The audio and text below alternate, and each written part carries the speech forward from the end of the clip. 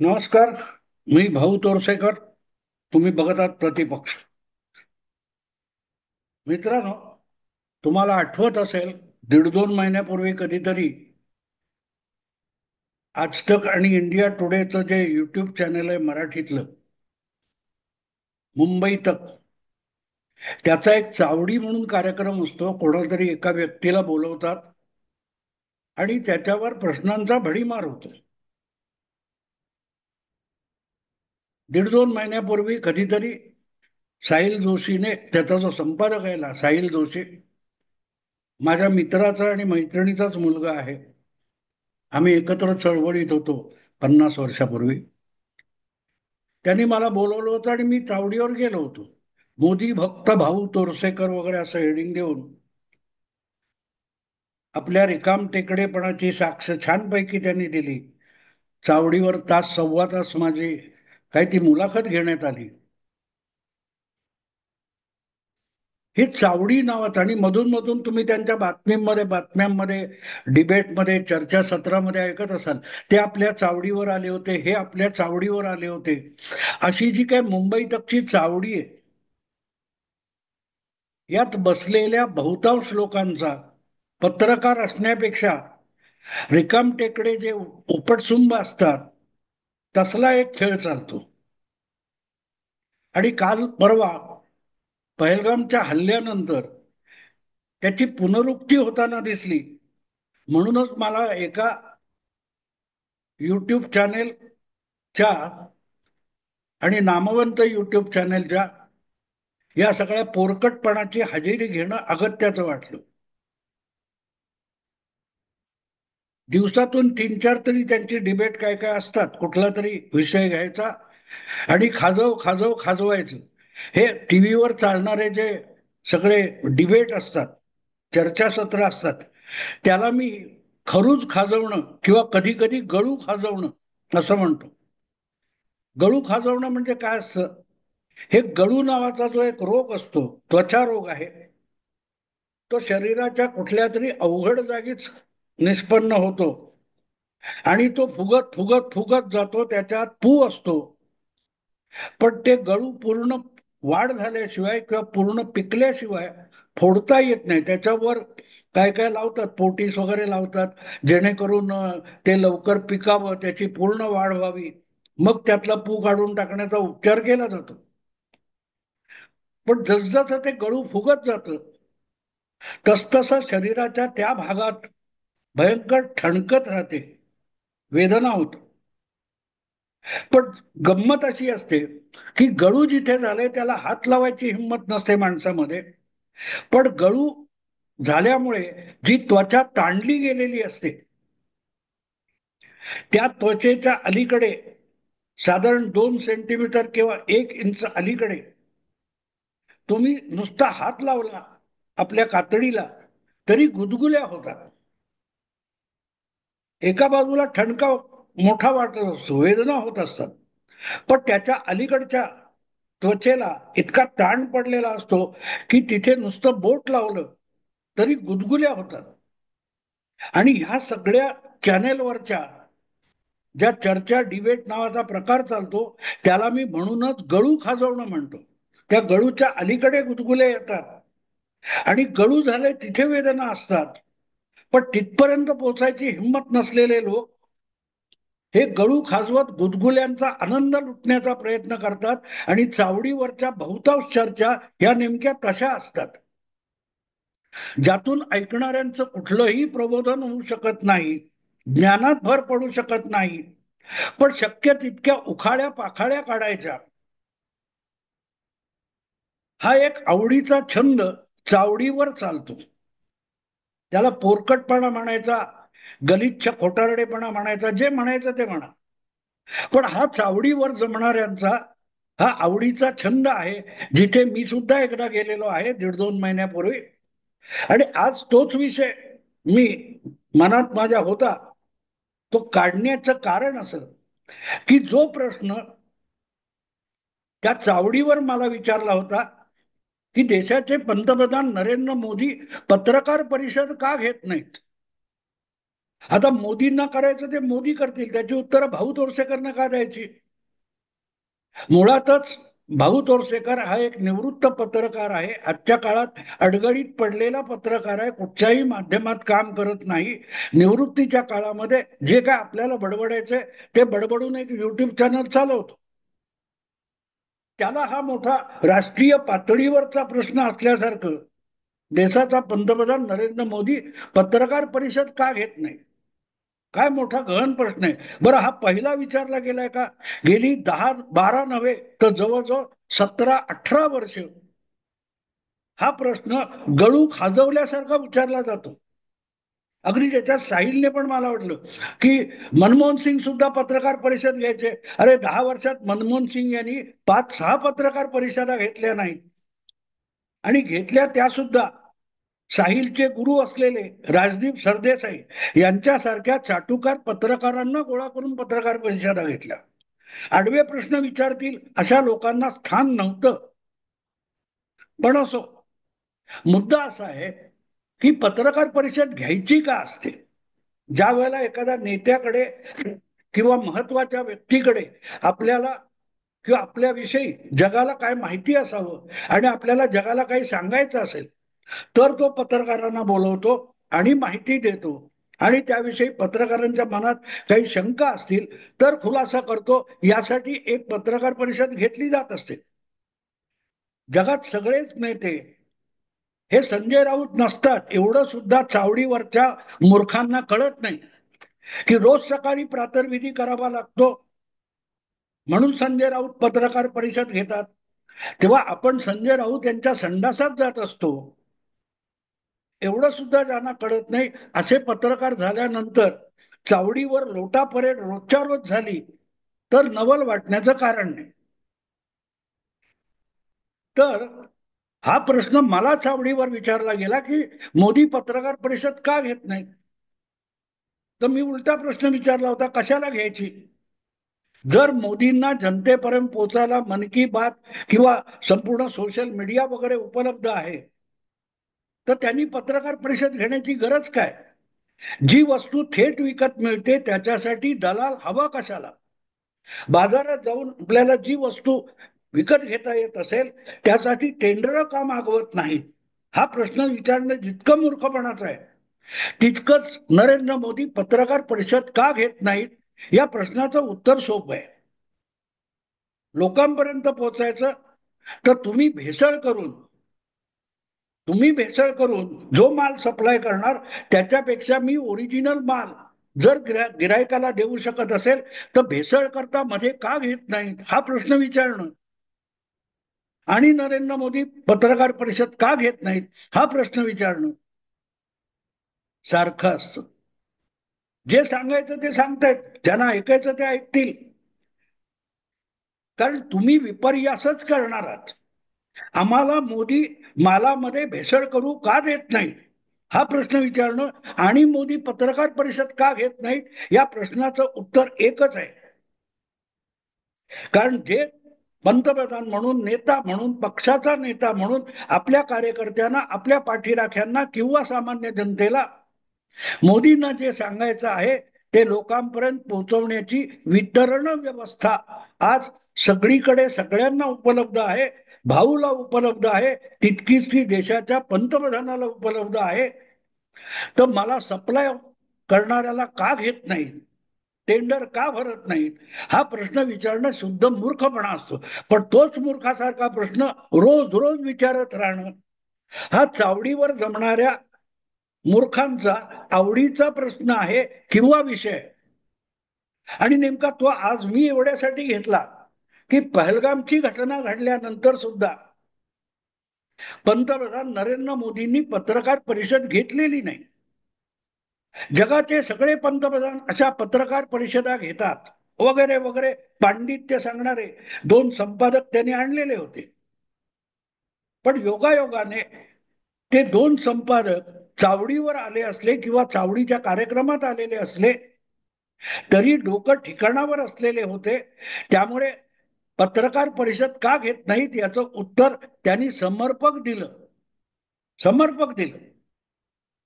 शेवटी लोकशाहीमध्ये सरकार जेव्हा चालतं तेव्हा पंतप्रधान हा एकटा सरकार चालवत नाही. त्याच्याबरोबर मंत्रिमंडळ असतं, मंत्रिमंडळामध्ये ज्येष्ठ मंत्री असतात. आणि जी घटना घडली आहे त्यानंतर संरक्षण मंत्री असतील, गृहमंत्री असतील, परराष्ट्र मंत्री असतील, अशा व्यक्ती आपापली जबाबदारी उचलून कामाला लागलेले आहेत. मग त्यांना का काम दिलं? स्वतः तुम्ही का पंतप्रधान करत नाही? पंतप्रधान अर्थ खात्याचं काम का करत नाहीत? पंतप्रधान संरक्षण खात्याचं काम का करत नाहीत? पंतप्रधान गृह खात्याचं काम का करत नाहीत? यासारखे मूर्ख प्रश्न विचारले जावेत. तसं पत्रकार परिषद गृहमंत्र्यांनी घेतली, कारण विषय गृह खात्याच्या अंतर्गत येतो.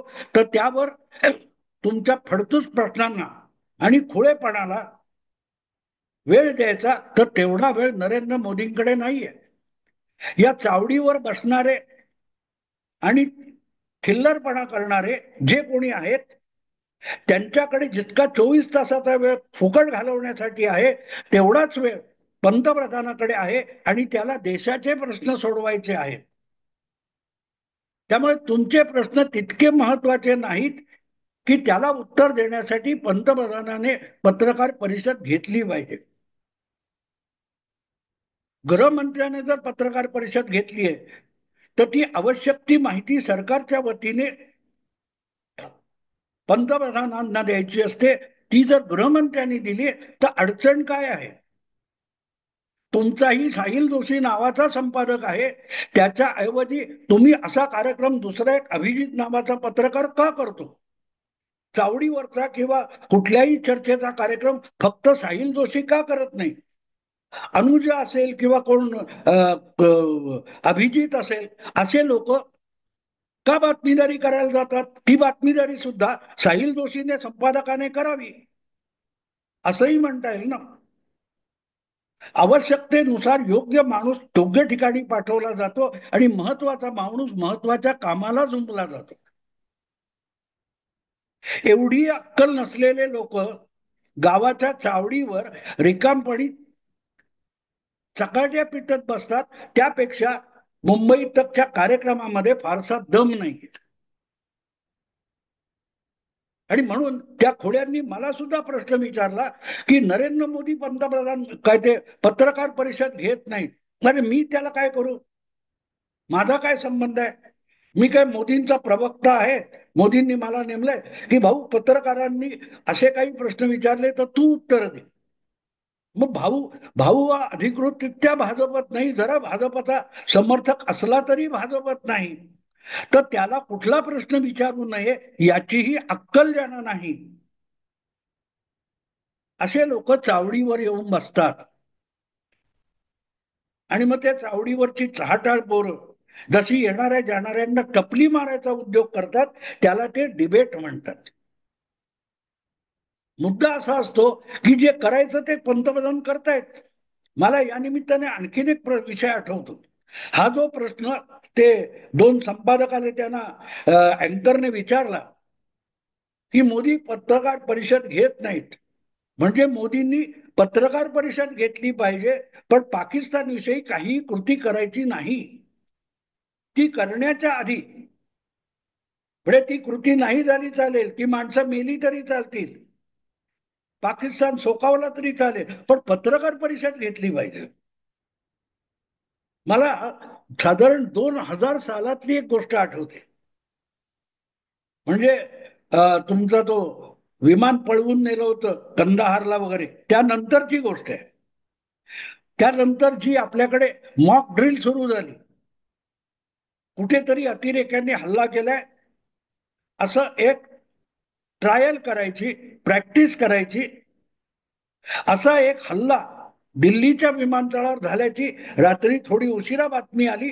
आणि जी काय पळापळ सुरू झाली तेव्हा वाजपेयींच्या सरकारमध्ये शहानवाज हुसेन हे भाजपचे मुस्लिम हवाई काय ते वाहतुकीचे मंत्री होते आणि ते विमानतळावर निघाले होते तात्काळ ही घटना कळल्यानंतर. तर बरखादत नावाची अशीच अर्धवट आखलेची बाई ही फोन करून काय चाललंय, तुम्ही काय करताय, तुम्ही काय करणार आहात. शेवटी शहानवाज खान यांना सांगावं लागलं सांगावं लागलं की मला विमानतळावर पोहोचू दे, तिथे काय झालंय मला माहिती नाही, तर मी काय करीन आत्ता कसं सांगू. म्हणजे काहीही नाही केलं चालेल, त्या कामात व्यत्यय आला चालेल, पण पत्रकारांना उत्तरं दिली पाहिजेत. असे पत्रकार ज्या देशात निपजतात त्या देशाला देशोधडीला लागायला वेळ लागत नाही. आणि म्हणून पंतप्रधान पत्रकार परिषद का घेत नाहीत, या प्रश्नाचं उत्तर अगदी सोपं आहे. कारण पंतप्रधान तुमच्यासारखे रिकामे नाहीत, रिकाम टेकडे नाहीत आणि मूर्ख तर बिलकुल नाहीत. योग्य वेळी काय करायचं, म्हणजे एखादा भयंकर जखमी माणूस आहे आणि त्याचा मृत्यू होण्याची शक्यता आहे, त्याच्यावर डॉक्टर उपचार काय करणार हे डॉक्टरांनी पत्रकार परिषद घेऊन सांगितलं पाहिजे. उपचार वगैरे नंतर सवडीने करता येईल, पेशंट मेल्यानंतर करता येईल, पण पत्रकार परिषद आधी घेतली पाहिजे. कुठल्या लेव्हलवर पत्रकार म्हणजे आपण प्रत्येक बाबतीत वाटेल तो प्रश्न समोरच्याला विचारायचा आपल्याला अधिकार आहे. ही जी मूर्खासारखी धारणा झालेली आहे ती कुठल्या अतिरेकापर्यंत गेलेली आहे त्याचं हे लक्षण आहे. देशाचा पंतप्रधान जागतिक नेत्यांशी बोलतोय, 14-15 देशातल्या महत्वाच्या, जगातल्या महत्वाच्या देशांचे राष्ट्रप्रमुख पंतप्रधानाला फोन करतायत. पंतप्रधान त्यांच्याशी संपर्क साधतायत, कुठून कुठून काय काय मदत मिळवता येईल आणि काय काय करता येईल यासाठी लष्कर प्रमुख असतील, परराष्ट्र काय ते दूत असतात, त्यांच्याशी चर्चा चालू आहे. जयशंकर अखंड विदेशी राजदूतांशी विचार विमर्श करतायत, तो सोडून पत्रकार परिषद घ्या. म्हणजे मूर्खपणाचा किती कळस असतो. माणूस मरू घातलाय, त्याला प्रथमोपचार देता आले पाहिजे, त्याला जवळच्या इस्पितळात नेता आलं पाहिजे, आवश्यक असेल तर ऑपरेशन करता आलं पाहिजे. हे सगळं करायचं सोडून पत्रकार परिषद. पण अकलेचं दिवाळं किती वाजलेलं असतं याचे हे नमुने आहेत मित्रांनो, याचे हे नमुने आहेत की आपण काय बोलतोय ते सुद्धा कळत नाही. आणि परत आपण शहाणे पत्रकारितेवर हल्ला, पत्रकारांना उलट उत्तरं दिली, दुरुत्तरं दिली म्हणून परत कांगावा करायचा. त्यापेक्षा तुमची संगत नको रे बाप्पा असं म्हणायची वेळ पंतप्रधानावर आली आहे. आणि त्या चावडीवरच्या त्या कार्यक्रमामध्ये दीक्षित नावाचे जे पत्रकार होते संपादक, त्यांनी योग्य उत्तर दिलं की आरंभीच्या काळात नरेंद्र मोदी पत्रकार परिषद घेत होते, पण त्याचा सातत्याने विपर्यास व्हायचा आणि त्यामुळे दिल्ली गुजरातच्या दंगलीविषयी कोर्टामध्ये ज्या केसेस चालू होत्या त्याला फाटे फुटत होते, त्यापेक्षा पत्रकारांशी बोलायचंच नरेंद्र मोदींनी बंद केलं. हे अगत्याने त्या दीक्षितांनी सांगितलं, पण ते ऐकणाऱ्याच्या मेंदूत शिरणं आवश्यक आहे ना. मेंदूची दारं बंद करून जे ज्ञानार्जन करू बघतात ते कायम ढ राहिले तर नवल नाही. कमाल म्हणजे काय बोलायचं या लोकांविषयी कळत नाही. का तुमची परिस्थिती डबघाईला आली, अहो तुमच्याच इंडिया टुडे ग्रुपच्या मालकाला नरेंद्र मोदींनी सांगितलं ना थेट, तो रडला काय. अरुण पुरी कॉन्क्लेव्ह मध्ये 2 वर्षापूर्वी नरेंद्र मोदी समोर काय रडला, आपसे खबर तक नहीं मिलती, अंदर की बात पता ही नहीं चलती. हे जर मालक सांगतोय तर आपण गळ्यात पट्टा बांधून पत्रकार झालो ना, आपला मालक काय सांगतो ते तरी धड ऐकानी समजून घ्या, मग इतरांना प्रश्न विचारा.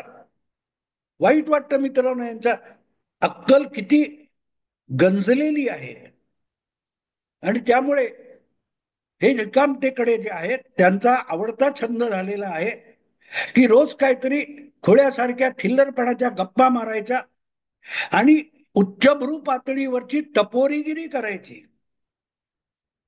यासाठी चावडीवर आवडीने जमणारे रिकामटेकडे असा त्यांचा मी उल्लेख करतो. राग येईल त्यांना, येऊ दे, हरकत नाही.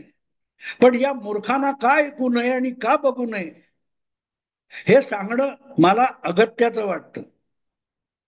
मित्रांनो, आता इथेच थांबतो. आवडलं लाईक करा, शेअर करा आणि प्रतिपक्षाला सबस्क्राईब करा. नमस्कार.